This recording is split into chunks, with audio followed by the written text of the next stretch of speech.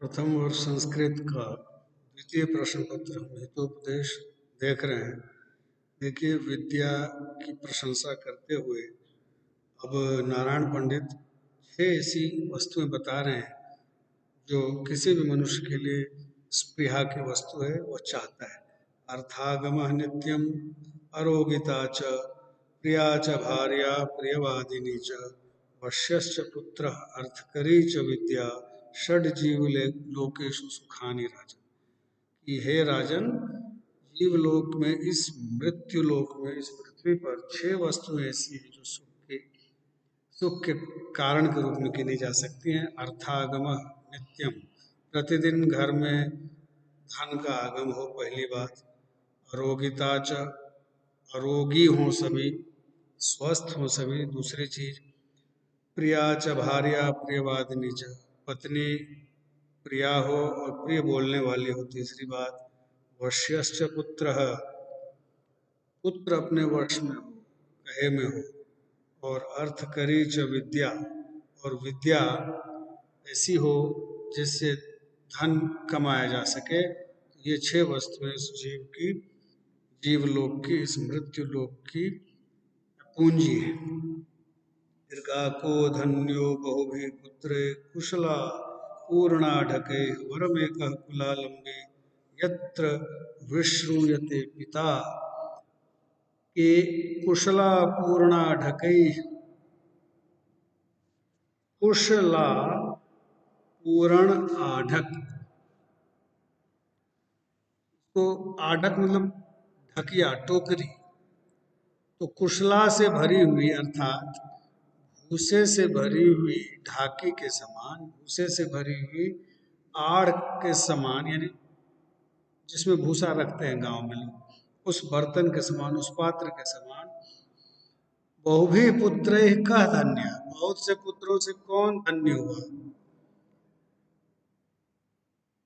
फिर कुलालंबी एक एव वरम, अपने कुल का आलंबन भूत, अपने वंश का आलंबन भूत, सहारा बना हुआ एक भी पुत्र अच्छा है। यत्र पिता विश्रुते, जिससे कि पिता प्रख्यात होता है, लोक में उसका नाम होता है। जैसे भूसे से भरा हुआ आढ़क किसी काम का नहीं है, उसमें भूसा भरा हुआ काम का तो होता है, कहने का मतलब बहुमूल्य नहीं होता। उसी प्रकार बहुत से पुत्रों से क्या लाभ है। एक ही पुत्र यदि कुल का सहारा बन जाए तो उससे पिता की प्रसिद्धि होती है। फिर कहा ऋण करता पिता शत्रु, माता च व्यभिचारिणी, भार्या रूपवती शत्रु, पुत्र शत्रु अपन।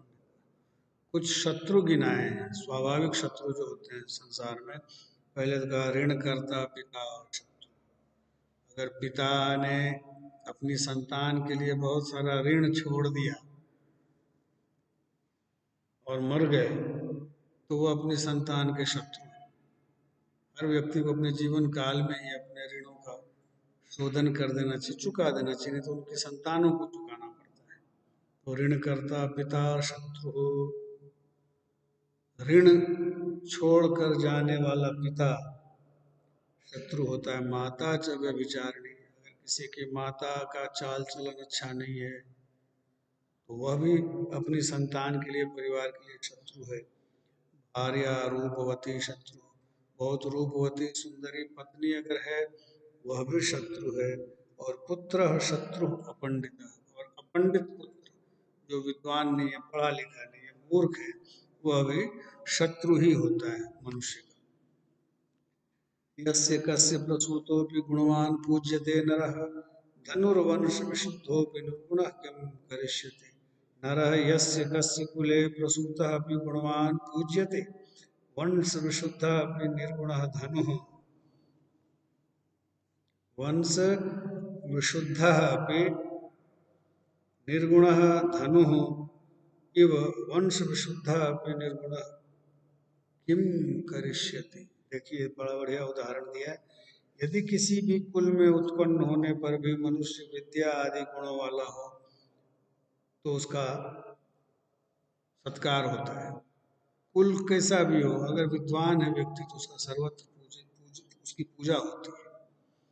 फिर जैसे कहा कि अच्छे बांस से बना हुआ, उत्तम कोटि के बांस से बना हुआ होकर के भी प्रत्यंचा से रहित धनुष के समान उत्तम वंश में उत्पन्न होकर भी विद्या आदि गुणों से रहित मनुष्य क्या कर सकता है। मतलब ये कहा कि यदि मनुष्य का जन्म किसी निम्न कुल में भी हुआ है और उसमें विद्या आदि गुण हैं तो वह उसकी पूजा होती है। इसके विपरीत अच्छे कुल में उत्पन्न पुत्र यदि निर्गुण है, गुण रहित है, गुणहीन है, तो उससे कोई लाभ नहीं है। जैसे अच्छे बांस से धनुष बना दिया आपने, लेकिन उस पर प्रत्यंचा ही नहीं है, शर ही नहीं है, तीर ही नहीं है, तो संधान किसका होगा। इस प्रकार विद्या बहुत ही महत्वपूर्ण है मनुष्य के जीवन में। उसी से कुल का और उसके पिता का नाम होता है। फिर कहते हैं हा हा पुत्र ज्ञाधीतम गता श्वेता रात्रिषु तेन त्वं विदुषां मध्ये पंके गौ इव सीदसि। हे पुत्र, हे पुत्र, दया के पात्र पुत्र, गतासु एतासु रात्रिषु न अधीतम, तुमने इन बीती हुई रात्रियों में कोई अध्ययन नहीं किया। हा हा ते त्वं विदुषां मध्ये पंके गौ ही, तुम विद्वानों के मध्य कीचड़ में गाय के समान, बैल के समान पीड़ित हो रहे हो। मूर्ख व्यक्ति विद्वानों की सभा में पीड़ित ही होता है, दुखी ही होता है। जैसे कोई गाय या बैल कीचड़ में धंस जाने पर बहुत खिन्न रहता है, ऐसे ही तुमने इन विद्याओं को नहीं पढ़ा, इन रात्रियों को व्यतीत कर दिया। ये बड़े ही दुर्भाग्य की बात।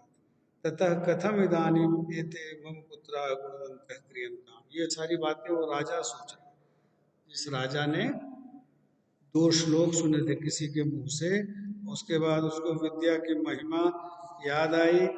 और वह सुदर्शन नाम का राजा था, पाटलिपुत्र का सुदर्शन नामक राजा था। उसने सोचा मेरे पुत्र भी तो मूर्ख है, पढ़े लिखे नहीं, मैं इनका क्या करूं। फिर कहा आहार निद्रा भय मैथुनम च सामान्यमेतत् पशुभिर्नराणाम् धर्मो हि तेषाम अधिको विशेषो धर्मेण हीना पशुभे समान। बड़ा महत्वपूर्ण, बड़ा प्रसिद्ध श्लोक कि 4 चीजें हैं। आहार मतलब भोजन, निद्रा नींद, भय मतलब डर, मैथुन मतलब संतान उत्पत्ति का कार्य। तो आहार निद्रा भय और मैथुन सामान्य में तत् पशुभि नराणाम, ये मनुष्यों में और पशुओं में समान होते हैं। ये 4 गुण मनुष्य में भी होते हैं, पशु में भी होते हैं। तो फिर मनुष्य किस बात में बढ़कर होता है पशु से? कहा धर्मो हि तेषाम अधिको विशेष।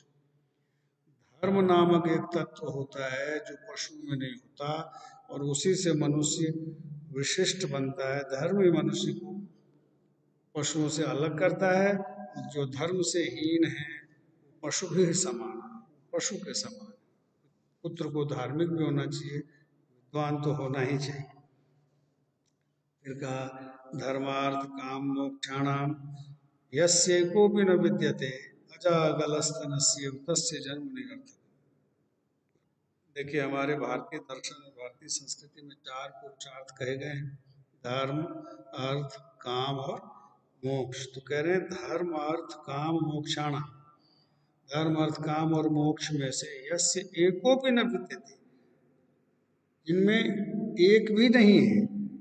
जिस मनुष्य में इन चारों में से पुरुषार्थों में से एक भी नहीं है, वह अजागलस्तन, अजागलस्तन, अजागल स्तन, अजा कहते हैं बकरी को, गल मतलब गला, स्तन मतलब बकरी के गले में लटकने वाला जो मांस का पिंड होता है वह निरर्थक होता है। तो कहा अजागल स्तन एव, बकरी के गले से लटकने वाले मांस पिंड के समान तस्य जन्म निरर्थक, उस व्यक्ति का जन्म निरर्थक है, उसका कोई अर्थ नहीं है। जिसमें धर्म नहीं हो, अर्थ नहीं हो, काम नहीं हो और मोक्ष नहीं हो। अर्थात मनुष्य को जीवन में इन 4 पुरुषार्थों का भी पालन करना पड़ता है, धर्म अर्थ काम और मोक्ष। जिसमें इनमें से एक भी नहीं है तो उसका जन्म निरर्थक है। कैसे? जैसे बकरी के गले में लटकती हुई वह जो गलस्तन यानी मांस का लोथड़ा है, वह निरर्थक